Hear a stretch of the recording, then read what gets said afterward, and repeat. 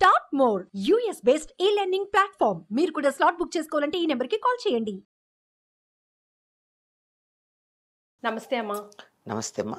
అమ్మా, ఈ కాలంలో పిల్లలు చెడిపోవడానికి ముఖ్యమైన 3 కారణాలు ఏంటి అంటే ఏం చెప్తారమ్మా? చాలా కారణాలు ఉన్నాయి. అందులో మీరు ముఖ్యమైనవి అడిగారు కనుక ముఖ్యమైన వాటిని తీసి చెప్తాం. పిల్లలు చెడిపోయారా? చెడిపోలేదమ్మా, చెడగొట్టబడ్డారు. ఎలా?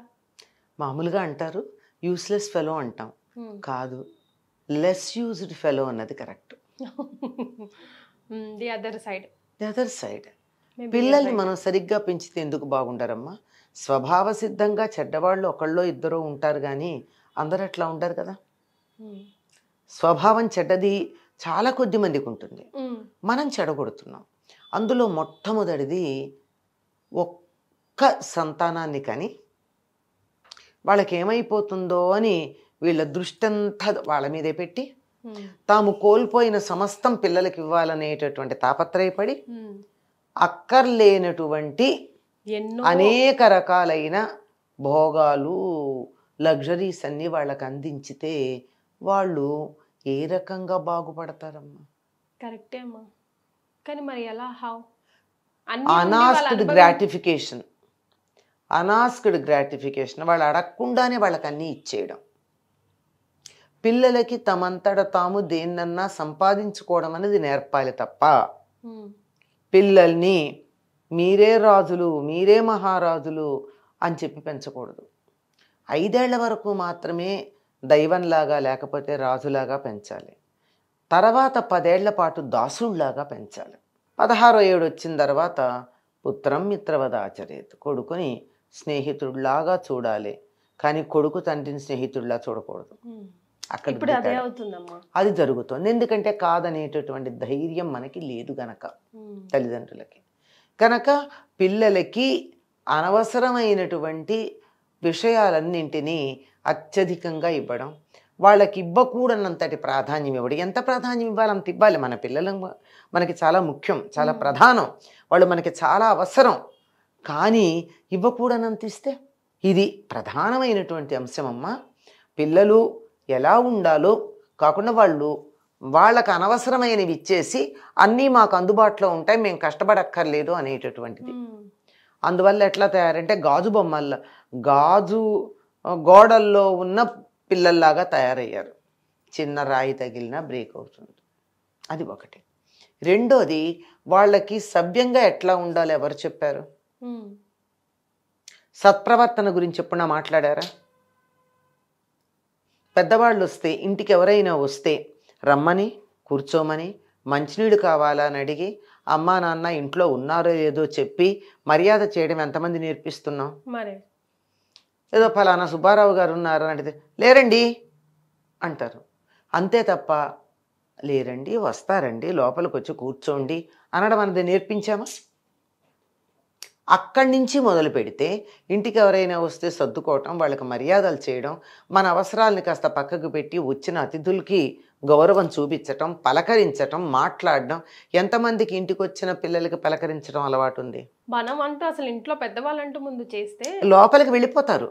మనం ఎవరో ఇంటికి వస్తారు, బంధువులు అక్కడ కూర్చుని ఉంటారు, పిల్లలు స్కూల్ నుంచి వచ్చి డబా డబా డబా షూ అటొకటి ఇటొకటి వదిలేసి ఆ బ్యాగ్ అలా గిరాట్టేసి వీడు లోపలికి వెళ్ళిపోతాడు. కానీ వచ్చిన వాళ్ళని తెలిసిన వాళ్ళే అయి ఉండొచ్చు, తెలియని వాళ్ళు అయి ఉండొచ్చు. తెలియని వాళ్ళైతే కొంచెం మర్యాదగా వినయంగా ఉండాలి, తెలిసిన వాళ్ళైతే అత్త బాగున్నావా, బాబాయ్ బాగున్నావా అని పలకరించి లోపలికి వెళ్ళాలి. ఎంతమంది పిల్లలు ముందుగా ఇంటికి వచ్చిన పెద్దల్ని పలకరిస్తారు? వాళ్ళని వీళ్ళు పలకరించాలట. ఎంత అమర్యాదమ్మా! పెద్దవాళ్ళు పిల్లల్ని పలకరించాలట. అంటే మనం చెప్పినా కూడా ఇప్పుడు చేయట్లేదు కదమ్మా. చెప్పినా ఎందుకు చేయట్లేదు? మొదటి నుంచి అలవాటు చేస్తారే. ఇంటికి ఎవరన్నా రాగానే చిన్నపిల్లలు, పసిపిల్లలు అప్పటి నుంచి ఇదిగో అత్త వచ్చింది నమస్తే చెప్పమ్మా అన్నారనుకోండి, ఏదో బాబాయ్ వచ్చాడు నమస్కారం చెప్పు నాన్న అని చెప్పాము మన పిల్లలకి, ముందు లోపలికి వెళ్ళి చదువుకో అనేస్తున్నాం. అందుచేత ఎత్తుకున్న రోజుల నుంచి, అంటే ఏడాది అన్నర్థం తగ్గించి వచ్చిన వాళ్ళకి నమస్కారం చెప్పడం, పలకరించడం పిల్లలకు అభ్యాసం చేసినట్టయితే వాళ్ళు వచ్చిన వాళ్ళని పలకరిస్తారు. ఇక్కడి నుంచి మొదలు పెడితే ప్రతి చిన్న విషయం నా టైంకి నేను తింటా అంతే, నలుగురు కలిసి తిందాని రా నాన్న రారు. గదిలో కూర్చుని సెల్ ఫోన్ చూస్తున్నాడో, చదువుకుంటున్నాడో, ఫ్రెండ్స్తో చాట్ చేస్తున్నాడో మనకి తెలియదు. ఎవరి గదులు వాళ్ళకిచ్చి పిల్లల్ని నాశనం చేసాం. ఇండివిజువాలిటీ ఇస్తున్నామేమో అనుకుంటున్నాం. ఇండివిజువాలిటీ ఇవ్వట్లేదు, ఎలూఫ్మెంట్ ఇస్తున్నాం, దూరం అయిపోవడం నేర్పిస్తున్నాం. బి ఫీలింగ్ పోయి ఐ ఫీలింగ్ వచ్చింది. మనము అన్న భావన పోయి నేను అన్న భావన వచ్చింది. ఇంట్లో పెద్దవాళ్ళు అలాగే ఉంటున్నాం, వాళ్ళని చూసి పిల్లలు అదే నేర్చుకుంటున్నారు. ఇంట్లో అత్తగారిని నిరంతరం కోడలు తిడుతున్నా, లేకపోతే భార్యని భర్త తిడుతూ ఉన్నా, భార్య భర్తని విసుక్కుంటూ ఉన్నా, పిల్లలు ఇవాళ రేపు చాలా స్మార్ట్. అది వాళ్ళు వెంటనే తెలుసుకుంటారు. నేను ఇట్లాగే ఉంటాను అనుకుంటారు. ఇది పద్ధతి కాదు కదా. కనుక పిల్లలు ఎట్లా ఉండాలనుకుంటే మనం అట్లా ప్రవర్తించవలసినటువంటి అవసరం ఉంది పెద్దలకి. పిల్లలు చెడిపోలేదమ్మా, చెడగొట్టబడ్డారు. మనం చెడిపోయాం అనుకుంటున్నాం, వాళ్ళ లెక్కన వాళ్ళు బాగానే ఉన్నారు. వాళ్ళకి మంచేదో చెడేదో మనం సరిగ్గా చెప్తే ఏది మంచిదైతే చేయడానికి సిద్ధంగా ఉన్నారు.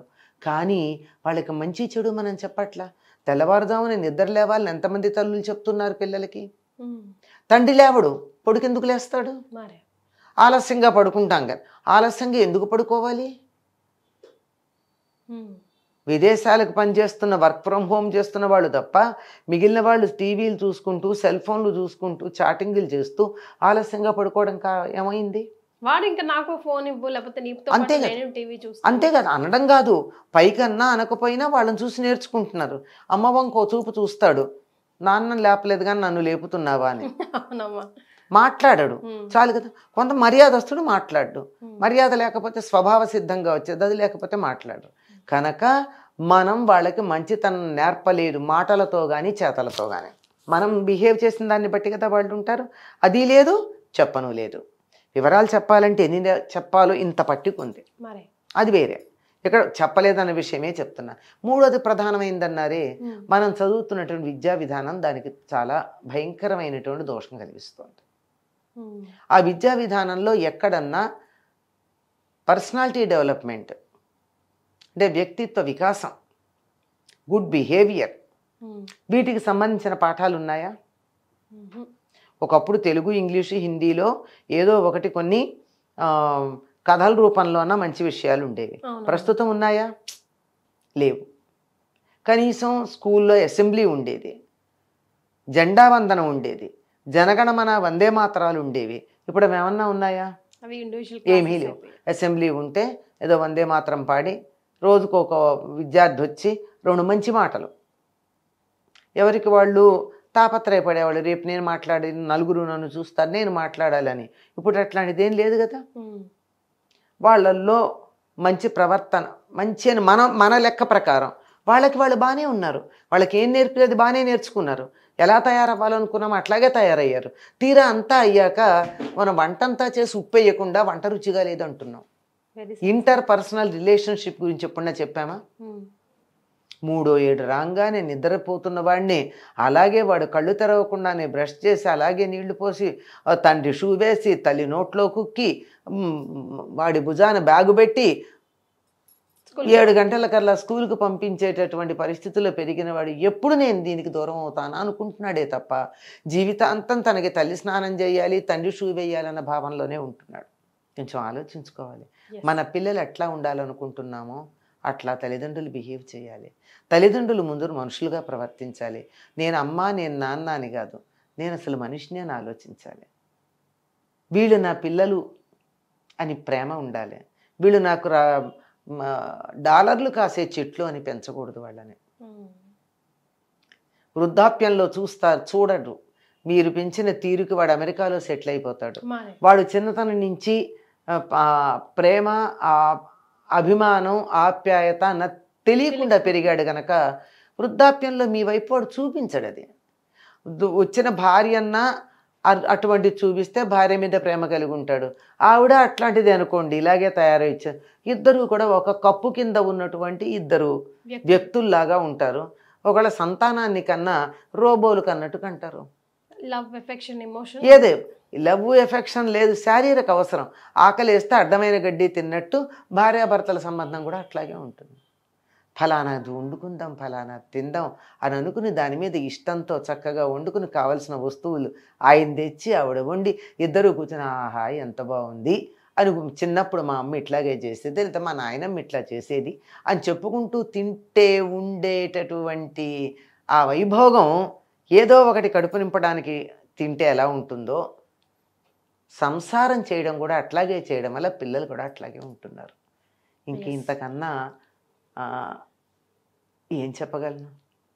తలుచుకుంటే బాధ కలుగుతుంది, కడుపు చించుకుంటే కాళ్ళ మీద పడింది అన్నట్టు పిల్లలు ఇలా ఉన్నారు అని, అంటే మన లెక్క ప్రకారం చెడిపోయారని మనం అనుకుంటున్నామే, అట్లా ఉన్నారు అంటే కాదు. మన దోషాలు ఎన్ని, వాళ్ళని ఎందుకు అంటున్నాము అని దుఃఖం కలుగుతుందమ్మా, తలుచుకుంటే బాధ కలుగుతుంది. మనం అంతా ఒకసారి ఆలోచించాలి. మనం ఏం నేర్పిస్తున్నామో అదే రెసిప్రోక్ అవుతుంది అని ఒక్క సెకండ్ ఆలోచించాలి. అంతే కదమ్మా. Thank you so much.